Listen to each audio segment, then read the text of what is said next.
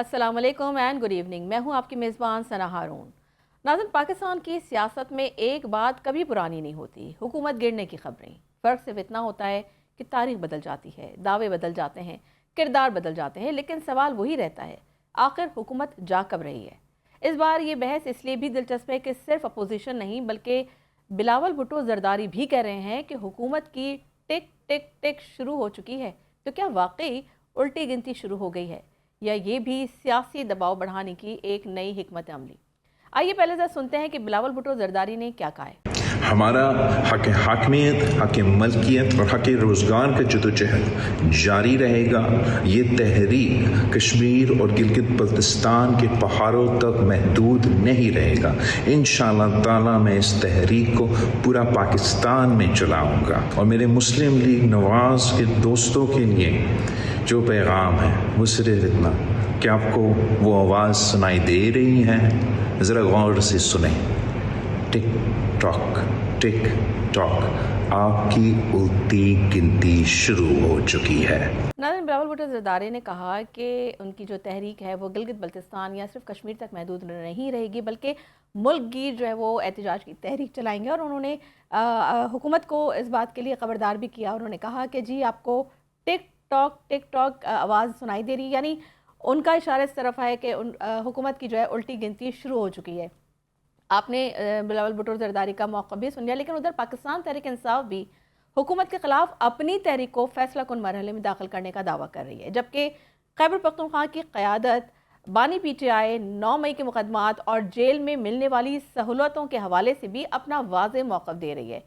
पहले ज़रा सुनते हैं कि वज़ीर आला खैबर पख्तूनख्वा सुहेल आफरीदी ने क्या कहा। तैयार हो तो इंशाअल्लाह ताला 27 सितंबर को इस्लामाबाद का रुख करेंगे। हमारे कुछ मुतालबात हैं। पहला मुतालबा कि इमरान खान साहब और बुशरा बीबी साहिबा के तमाम केसेस इंसाफ के साथ सुने जाएं।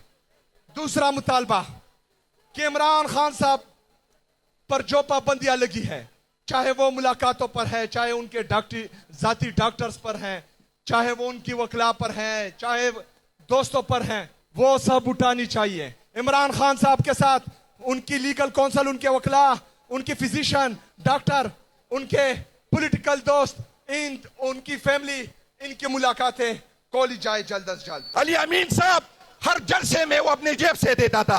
अभी अली अमीन साहब नहीं है जो खान के नाम पे कमाते हैं और जो अपने आप को हमसे ज्यादा खान का वफादार कहते हैं। मेरा उनसे भी अपील है कि भाईजान, खान के नाम पे तो अरबों कमाए, अभी आपने कंट्रीब्यूट करना है, अभी आपने जेलों में बंद लोगों का भी पूछना है, अभी आपने हमारी मदद भी करनी है। नाज़रीन, आपने जुनैद अकबर और सुहेल आफरीदी के ये शॉट सुने, लेकिन नाज़रीन एक तरफ बिलावल भुट्टो जरदारी जो है वो हुकूमत की टिक टिक की बात कर रहे हैं, दूसरी तरफ हम देख रहे हैं कि तहरीक इंसाफ जो है एहतजाज की तैयारी में है और हुकूमत का मौक़िफ़ ये है कि वो अपनी आइनी मुद्दत हर सूरत पूरी करेगी। तो असल सवाल यही है कि क्या वाकई हुकूमत की उल्टी गिनती शुरू हो चुकी है? क्या सितंबर के बाद 27 सितंबर के बाद जो है वो सियासत का रुख बदलने वाला है? क्या पीपल्स पार्टी और PTI किसी एक सियासी एजेंडे पर करीब आ रहे हैं, या ये सिर्फ सियासी अफवाहें? और अगर हुकूमत मुकम्मल तौर पर महफूज है तो फिर हर चंद माह बाद हुकूमत के खात्मे की नई तारीख सामने क्यों आ जाती है? इन्हीं सवालात पर आज तफसीली गुफ्तगू करेंगे। मेरे साथ मौजूद है मेरे बहुत ही मुअज़्ज़ज़ मेहमान, सीनियर रहनुमा है फवाद चौधरी साहब। फवाद चौधरी साहब, आपको वेलकम कहेंगे शो में। बहुत शुक्रिया आपका, आपके कीमती वक्त का। फवाद साहब, आपसे सबसे पहले तो ये जानना चाहूँगी कि आप लोग ने हाई कोर्ट में पिटिशन दायर की है और उसमें आपने मौक़िफ़ इख्तियार किया है कि जो बानी PTI से उनसे एक तो मुलाकात का क्योंकि हक़ हासिल है, क्योंकि आप, महमूद मौलवी और इमरान इस्माइल साहब, आप लोग हाई कोर्ट पहुँच गए। और ये सिर्फ कानूनी जंग है आप समझते हैं, या इसके पीछे कोई बड़ी सियासी हिकमत अमली भी शामिल है? क्योंकि आप लोगों ने कहा है कि जी बुशरा बीबी से और बानी PTI से जो है हमें मुलाकात करने दी जाए। तो आपको लगता है कि जब क़यादत को, जो सब मौजूदा क़यादत है, उनको रसाई हासिल नहीं है, तो आप लोगों को रसाई दे दी जाएगी, आपको मुलाकात की इजाज़त मिल जाएगी? अच्छा, पहले तो आपने अपने इंट्रो में जो सबसे अहम बात की है वो ये कही है कि हर चंद महीने बाद हुकूमत के जाने की अफवाहें क्यों शुरू हो जाती है। जी बिल्कुल। लेकिन ये एक बड़ी बुनियादी बात है और उसकी जो वजह है वो ये है कि पाकिस्तान के अंदर एक जाली इलेक्शन के जरिए एक जाली सिस्टम क्रिएट किया गया। जिस सिस्टम के रूट्स नहीं हैं, जिस सिस्टम की जड़ें नहीं हैं, उसकी वजह से आपको हर चंद महीने बाद एक बहुत बड़ी पॉलिटिकल इंस्टेबिलिटी जो है वो देखने में मिलती है, और पाकिस्तान में दोबारा यही हो रहा है। बिल्कुल ठीक। जब तक हुकूमत की लेजिटिमेसी ना हो, जब तक सिस्टम्स ना हो, उस वक्त तक ऐसे ही होता है। और इसीलिए पाकिस्तान के अंदर आपने देख लिया कि हमने इंटरनेशनली इतनी कामयाबियां हासिल की, पाकिस्तान का नाम जो है वो इतने बड़े फोरम्स के ऊपर आया, लेकिन पाकिस्तान में मईशत के ऊपर कोई बेहतरी नहीं आई, इन्वेस्टमेंट में कोई बेहतरी नहीं आई। हम्म। और इसकी जो बुनियादी वजह है वो हमारे निज़ाम की जो बुनियाद में जो खामी है उसकी वजह से ये हो रहा है। ठीक। अब हम क्या कोशिश कर रहे हैं? हम ये कोशिश कर रहे हैं कि जो तरीके इंसाफ, इमरान खान जो पाकिस्तान के अवाम के हकीकी लीडर हैं, हम्म। उनको जब तक आप इस सिस्टम में शामिल नहीं करते, उनकी राय को इसमें शामिल नहीं किया जाता, उस वक्त तक ये जो हमारी एक कदम इस्तेहकाम है वो पोजीशन जारी रहेगी। हम अदालत में भी गए हैं, हम हुकूमत से भी मिले हैं, हम कोशिश करते हैं कि जो पावर्स हैं उनसे भी बातचीत हो, और वो हमारी बात सुने और इमरान खान हमारी बात समझें। ठीक। क्योंकि जब तक ये नहीं होगा, आप एक जो राइटफुल ओनर हैं पब्लिक ओपिनियन के, आप उनको बाहर रखेंगे, कोई ना आप रिफॉर्म कर सकते हैं, ना आप कोई बड़ा फैसला कर सकते हैं, और सिस्टम पूरे का पूरा एक जामद हुआ हो। तो हम्म। इसलिए जो हमारी कोशिश है वो ये है कि बातचीत के जरिए कुछ स्पेस क्रिएट की जाए, ताकि पाकिस्तान के अंदर जो आम आदमी है उसको फायदा हो सके। अच्छा, फवाद चौधरी साहब, आप लोगों ने मौका गनीमत जाना, आपने कहा मौका भी है, महल भी है, तो हम क्यों पीछे रहें। तो नेशनल एक्शन कमेटी जो है वो ज़ाहिर सी बात है हाई कोर्ट पहुंच गई। तो सर, आपको लगता है कि क्योंकि जो आप लोग कहते हैं कि 80% जो है पीटीआई की सपोर्ट आप लोगों को हासिल है, तो क्या इसमें जो मौजूदा क़यादत है, क्योंकि वो तो कहती है, वो तो आप लोग को ओन ही नहीं करती, वो तो कहती है कि आप लोग पार्टी का हिस्सा ही नहीं है, तो पार्टी जो क़यादत है वो भी आपके साथ मौजूद है, आपके इस मौक़िफ़ के साथ? देखिए, क्यादत का तो फर्क नहीं पड़ता ना, क्यादत तो है नहीं पीटीआई के अंदर। इस वक्त इमरान खान है और लोग हैं, दरमियान में तो खास सच लीडरशिप मौजूद है नहीं, जिसकी वजह से एक बहुत बड़ा पॉलिटिकल वैक्यूम है। और हमारा जो है वो तस्लीम करे ना करे, वो उनकी बातों की अहमियत है नहीं। हमारा जो मानना है वो ये है कि इमरान खान जब बाहर आएंगे या जेल से रिलीफ उनको मिलती है, तो फिर पीटीआई की एक नई इब्तिदा हो सकती है। मौजूदा लीडरशिप के साथ तो जाहिर है कि इनको, ये तो अजनबी हैं इमरान खान के लिए भी, इमरान खान को ये नहीं जानते, ये उनको नहीं जानते। तो ये जो एक वैक्यूम के अंदर जो है वो एक टेम्परेरी फेज है जिससे पीटीआई गुजर रही। तो इसकी इतनी बैरिस्टर अहमियत गौहर तो नहीं है, पार्टी असल चेयरमैन है ना इस अहमियत वक्त। यही है। अ, आप कह रहे हैं कि इस वक्त की क़यादत को बानी पीटीआई नहीं जानते। नहीं जानते। तो फवाद चौधरी साहब, पार्टी को इस वक्त रन कौन कर रहा है? यही क़यादत तो कर रही है, बैरिस्टर गौहर हो गए, सलमान अकरम ये राजू ना, साहब हो गए, सोहेल पार्टी आफरीदी को साहब हो कौन गए। रन कर रहा है ये तो आप मुझे बता दो। जी आपके ख्याल में इस वक्त पार्टी को में किसके फैसले चलते हैं? सर, खैर इस वक्त पीटीआई तो वैसे भी मिक्स प्लेट बनी हुई है, क्योंकि जाहिर सी बात है अलग अलग टोले बने हुए हैं। अलीमा बीबी का तो अलग टोला है, और इस वक्त यही जो हुआ ना कि कोई भी नहीं रन कर रहा। ठीक ठीक। अच्छा फवाद साहब, बिलावल भुट्टो साहब जो कह रहे हैं कि हुकूमत की जो है टिक टिक शुरू हो गई है, और ये सिर्फ आपको लग रहा है ये एक सियासी आवाज़ है, या आपको भी कहीं ना कहीं कोई उम्मीद की किरण ऐसी नज़र आ रही है? आप बिलावल भुट्टो जरदारी की बात से इत्तेफाक करते हैं? ये बिलावल भुट्टो साहब जो है वो क्या लोगों को बेवकूफ समझते हैं? यानी आप सदर बने हुए हैं इसी हुकूमत की वोटों से, हम्म। आप सेनेट बने हुए हैं यानी नून लीग वालों की वोटों से, आपने जो है वो बलूचिस्तान में हुकूमत बनाई हुई है इन्हीं लोगों के वोटों से, ठीक। जीबी में आप ये लाए हैं, तो हम्म। आप टिक टिक क्या आ रहे हैं? बिल्कुल ही लोगों को बेवकूफ समझते हैं, और उनको लगता है कि मैं जो कह रहा हूँ मैं बहुत चालाक हूँ और बाकी पूरी दुनिया तो बेवकूफ है। इस तरह तो नहीं होता ना, इसीलिए तो पीपल्स पार्टी का ये हाल हो गया है कि आज वो एक इंटीरियर सिंध की पार्टी बन के रह गई है।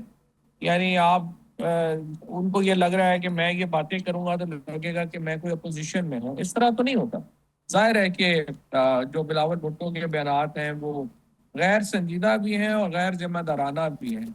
अगर आप हुकूमत के इतने खिलाफ हैं तो फिर आप हुकूमत छोड़ दें और अपोजिशन करें।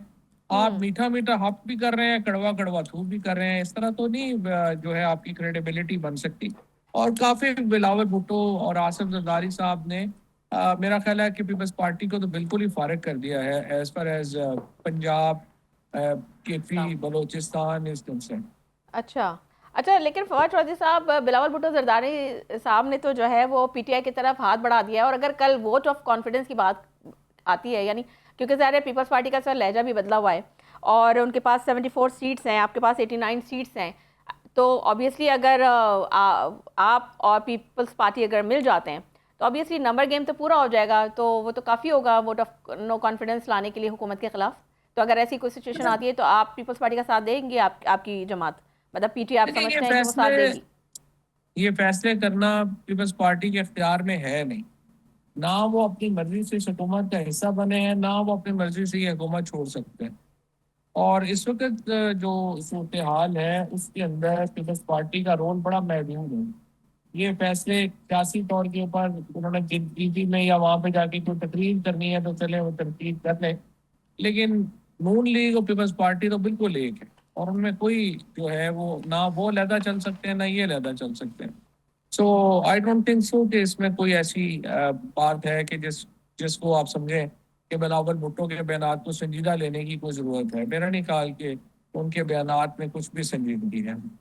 ठीक। अच्छा फवाद चौधरी साहब, एक्सक्यूज़ मी, जो कल जलसा हुआ है केपीके में, कहा यह जा रहा है, पीटीआई ये दावा कर रही है कि ये पेशावर की तारीख का सबसे बड़ा जलसा था, उन जलसों को हटा के कि जिस जलसों की क़यादत जो है वो बानी पीटीआई ने की।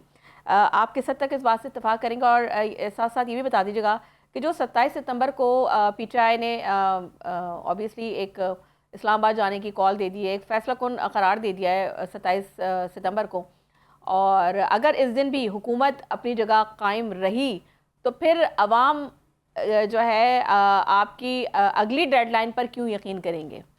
अगर हुकूमत, जाहिर सी बात है क्योंकि अब तो कहा यह जा रहा है, बड़े बड़े दावे किए जा रहे हैं और कहा यह जा रहा है कि जी इस्लामाबाद पहुंचेंगे, डी चौक पहुंचेंगे और मुतालबात भी हैं हमारे, तो अगर वो मुतालबात नहीं मानते हैं तो फिर जो है पार्टी का क्या मौक़िफ़ होगा, क्या समझते हैं आप? पहली बात तो ये है कि मुझे लगता है कि जो जलसा है उसका इम्पैक्ट इतना नहीं आ सकता। ज़ाहिर है आपकी अपनी हुकूमत में जब आप जलसा करते हैं तो उसका इम्पैक्ट नहीं होता। आपके ख्याल में जो लाहौर के अंदर एहतजाज हुआ है वो ज्यादा इम्पैक्टफुल था। और पहली बार एक लंबे तवील अरसे के बाद लाहौर में लोग निकले हैं, तो फिर इससे ज्यादा अहम बात जो है वो ये है कि आप कि लाहौर में जो पीटीआई है वो एहतजाज चाहे महदूद ही सही लेकिन कर पाई है और वहाँ पे एक मौसर एहतजाज जो है वो हुआ। इसी तरह कराची में जो एहतजाज हुआ है वो भी बहरहाल सिग्निफिकेंट है। इतनी सख्तियों के बावजूद, मुजालम के बावजूद यहाँ पे एहतजाज हुए हैं जो इम्पोर्टेंट है। जहाँ तक 27 सितंबर की बात है, देखिए मेरे ख्याल के अंदर पाकिस्तान का इस वक्त जो माहौल है उसमें हम तो दोनों साइडों को ये कह रहे हैं कि उन्हें सोचने और समझने की ज़रूरत है। शायद इस वक्त पाकिस्तान मजीद जो आप समझिए पॉलिटिकल पोलराइजेशन का मुतहम्मिल नहीं हो सकता। हमारे यहाँ खैबर पख्तूनख्वा हो, बलूचिस्तान हो, कश्मीर हो, वहाँ पे ऑलरेडी जो सिचुएशन है वो बियॉन्ड कंट्रोल होती जा रही है। ठीक। और अब सिर्फ अर्बन सिंध और रूरल सिंध और पंजाब ये 3 इलाके बचे हैं जिनमें बनिस्बत ये कि अभी कंट्रोल चल रहा है। और अनफॉर्चुनेटली अगर कोई भी ऐसा इंसिडेंट होता है कि ये इलाके भी लपेट में आ जाए तो ये बड़ी बदकिस्मती होगी और फिर इसको संभालना आसान नहीं होगा। लिहाजा जहाँ पे पीटीआई जो है उसको अपनी देखना है, वही हुकूमत को भी देखना है कि वो पीटीआई को बिल्कुल दीवार से ना लगाए कि उनके पास कोई और ऑप्शन ही ना बचे। अच्छा, एक बात बताइए फवाद साहब कि हुकूमत आप समझते हैं कि वाकई कमज़ोर हो रही है या अपोजिशन अभी भी जो है वो हुकूमत से ज़्यादा अपने जो बयानिए हैं उसको मजबूत करने में की कोशिश कर रही है? क्योंकि ऑब्वियसली हुकूमत तो ये भी कह रही है कि जैसे 27 सितंबर के हवाले से हुकूमत से बात की गई कि जी ऑब्वियसली पीटीआई ने ऐलान कर दिया है, तो हुकूमत ने तो अपना ये मौक़िफ़ इख्तियार किया हुआ है कि जी हम तो पहले की तरह हमेशा की तरह उनकी आवभगत करेंगे। नैरेटिव तो देखिए सिर्फ इस वक्त इमरान खान का है, हुकूमत कमजोर या नजदीक उसकी तो है ही नहीं। हम्म। यानी जिस आजम को उसके वजीर ही बाहर सड़क पे आके रिडिक्यूल कर रहे हों और मजाक उड़ा रहे हों और हम्म। उसकी चैलेंज कर रहे हों, उसको आप क्या कहेंगे? जाहिर है वो तो एक नाम की हुकूमत है, वज़ीर आज़म एक कमी प्राइम मिनिस्टर है। हम्म। असल चीज अगर वो होते तो फिर मोहसिन नकवी और अलीम खान और मुस्तफ़ा कमाल अपने ओहदों पे बरकरार तो नहीं रह सकते थे, अगर जिस किस्म की बातें उन्होंने कही हैं शहबाज शरीफ साहब को लेके। लेकिन जाहिर है वो उनका, वहाँ लेकिन साहब अगर आपने ये मोहसिन नकवी साहब का जिक्र छेड़ ही दिया तो बस एक आखिरी सवाल आपसे करना चाहूँगी कि मोहसिन नकवी साहब ने जो कि कहा कि जी सिस्टम को रीसेट करने की ज़रूरत है और उन्होंने कहा कि अगर इसी तरह मामला चलते रहे तो अगले 10 साल भी जो है चीज़ें दुरुस्त नहीं हो सकती जब 70 सालों में नहीं हुई। तो आप उनकी इन बात से किस हद तक इत्तेफाक करते हैं? उन्होंने ये तक कहा कि जी आप 18-18 घंटे भी काम कर लें तो आप कुछ भी नहीं कर सकते। तो हुकूमत में रहते हुए हुकूमत को इतना शदीद तनकीद का निशाना बनाना, प्लस उन्होंने नए सूबों की भी बात कर दी, नए इंतज़ामी यूनिट्स की भी बात कर दी, तो आप उनकी इन बातों से किस हद तक इत्तेफाक करते हैं? देखिए मेरे ख्याल में उन्होंने जो बातें कही हैं उससे तो पूरा पाकिस्तान ही इत्तेफाक करेगा। सिस्टम कोलैप्स कर गया है, पॉलिटिकल सिस्टम है सिवाय नहीं। सिवाय हुकूमत के? नहीं, हुकूमत के नहीं, जो आपकी पावर्स टू बी हैं, जिनके हम्म। पीछे, जिनके ऊपर खड़े होके आप हुकूमत कर रहे हैं, हम्म। वो क्योंकि हुकूमत की लेजिटिमेसी नहीं है, लिहाजा सिर्फ जो बंदूक की जोर के ऊपर, डंडे के जोर के ऊपर आप जब हुकूमत करते हैं तो वो इनहेरेंटली कमजोर होती है। ठीक। और यही हम देख रहे हैं जो पाकिस्तान में हो रहा है। नकवी साहब अगर कोई फंक्शनल हुकूमत होती तो नकवी साहब अपने ओहदे पे बरकरार ही ना रह सकते। लेकिन अब ये चूंकि एक फंक्शनल हुकूमत नहीं है, हम्म। शहबाज शरीफ साहब के पास कोई इख्तियार ही नहीं है, तो इसलिए वो चल रहा है। बाकी जो बातें उन्होंने कही हैं, मेरे ख्याल में देखें कमोबेश उन्होंने बातें तो ठीक ही की हैं। कोलैप्स हो गया, लेकिन ये तो नहीं है कि आप खुद ही उस हुकूमत में वजीर भी हो और खुद ही कह रहे हो कि नहीं, इस हुकूमत तो कोलैप्स कर गई है। देन मॉरली आपको फिर उस हुकूमत का हिस्सा तो नहीं होना चाहिए। तो फवाद साहब समझते हैं कि नए सूबे बनने चाहिए, नए इंतज़ामी यूनिट्स होने चाहिए? तीन तजावीज हैं, एक ये है कि नए सूबे बनने चाहिए, एक ये है कि इन्हीं डिवीजनल नेटवर्क्स जो है उनको स्ट्रेंथन किया जाए इंतजामी तौर पर, और तीसरा ये है कि कॉन्स्टिट्यूशनल गारंटीज देके आप ले आए लोकल गवर्नमेंट। तो इन तीनों के ऊपर बहस होनी चाहिए और अल्टीमेटली देखते हैं कंसेंसस किस पे मर्ज होता ठीक। Thank you so very much Fawad Chaudhry है। साहब, आपने अपना कीमती वक्त हमारे शो के लिए निकाला। It's a pleasure to have you in my programme. Thank you once again. नाज़रीन यहाँ लेंगे एक ब्रेक से वापस आएंगे तो फिर मज़ीद गुफ्तगू करेंगे। So let's take a short break.